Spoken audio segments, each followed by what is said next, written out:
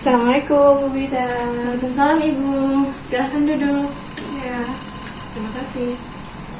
Baik Ibu, sebelumnya apakah ada yang bisa saya bantu? Iya, Bu Bidan. Jadi begini ya, Bu Bidan. Saya kan udah pernah pakai PLKB ya, Bu Bidan. Tapi PLKB sama suntik. Tapi kalau misal PLKB saya tidak cocok soalnya saya sering lupa. Nah, kalau misalnya suntik, saya juga sering sekali mengalami pendarahan. Jadi sebaiknya saya melakukan PLKB yang seperti apa ya, Bu Bidan? Baik Ibu, jadi Ibu pengen yang alami ya Bu? Iya, Bu Bidan. Bagaimana ya, Bu Bidan? Baik Ibu, yang namanya KB pasti selalu ada efek sampingnya ya Bu, mau itu yang alami sekalipun. Oh iya, Bu Bidan, saya paham. Ada KB apa saja ya, Bu Bidan, yang saya lakukan, bisa saya lakukan? Baik Ibu, jadi KB yang Ibu butuhkan itu KB alami. Nah, KB alami itu ada 3 ya Bu. Yang pertama lepas senggama. Nah, lepas senggama ini adalah KB yang dilakukan oleh suami kita, yaitu dengan cara mengeluarkan sperma di luar rahim. Yaitu suami ibu mengeluarkan spermanya di luar rahim ya Bu, jangan di dalam. Nah, ini harus dikomunikasikan dulu dengan suami ibu agar tercapainya lepas senggama itu Ibu. Jadi sukses KB-nya. Yang kedua itu ada metode MAL atau metode amenorrhea laktasi. Nah, metode ini dilakukan oleh ibu yang sedang menyusui biasanya. Nah, metode ini akan berhasil jika kita menyusui bayi kita secara eksklusif ya Bu. Bukan hanya menyusui saja. Nah, ketika sedang menyusui, itu akan menghambat masa subur kita Ibu. Tapi jika ketika kita sedang menyusui, kita malah menstruasi, berarti bisa dikatakan metode yang ibu lakukan itu gagal ya Bu. Selanjutnya ada menghitung masa subur ibu. Nah, pada saat menghitung masa subur itu ada 3 cara Bu. Yang pertama, metode kalender.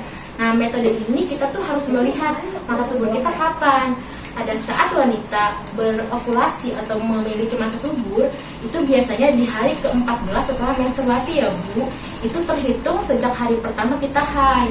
Nah, pada penelitian ada yang meneliti bahwa untuk berjaga-jaga agar tidak kebobolan, sebaiknya ibu tidak melakukan hubungan seksual di hari ke-11 sampai ke-16 ya Bu, untuk berjaga-jaga saja. Nah, kemudian ada juga metode suhu basal. Nah, di sini ibu harus mengecek suhu ibu 3 hari berturut-turut. Nah, pada saat wanita sedang dalam masa subur, biasanya akan mengalami peningkatan suhu 0,3 sampai 0,5 derajat Celcius. Nah, tapi hati-hati, ibu keliru dengan demam. Ketika kita demam, biasanya kita itu akan tidak mudah tidur, pusing, lelah, hati-hati ya Bu untuk keliru ya. Kemudian ada juga mengecek lendir salivik kita. Ketika kita sedang masa ovulasi, biasanya lendir pada vagina akan meningkat Ibu. Oh gitu ya Bu. Jadi cara mengetahui lendir saya meningkat itu bagaimana ya Bu? Caranya ibu bisa memasukkan 2 jari ke dalam vagina Bu. Lalu dilihat apakah lendirnya itu terputus atau tidak. Jika terputus, berarti kita tidak sedang dalam masa ovulasi atau masa subur. Namun jika tidak terputus, berarti kita tidak boleh melakukan hubungan seksual ya Bu, karena kita sedang dalam masa subur. Baik, jadi ibu ingin melakukan KB alami seperti apa? Oh iya, Bu Bidan, saya ini coba yang lepas senggama ya Bu Bidan.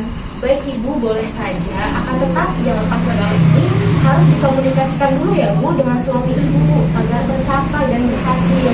Dan diusahakan menggunakan KB lain juga seperti kondom ketika ini berhubungan seksual ya Bu.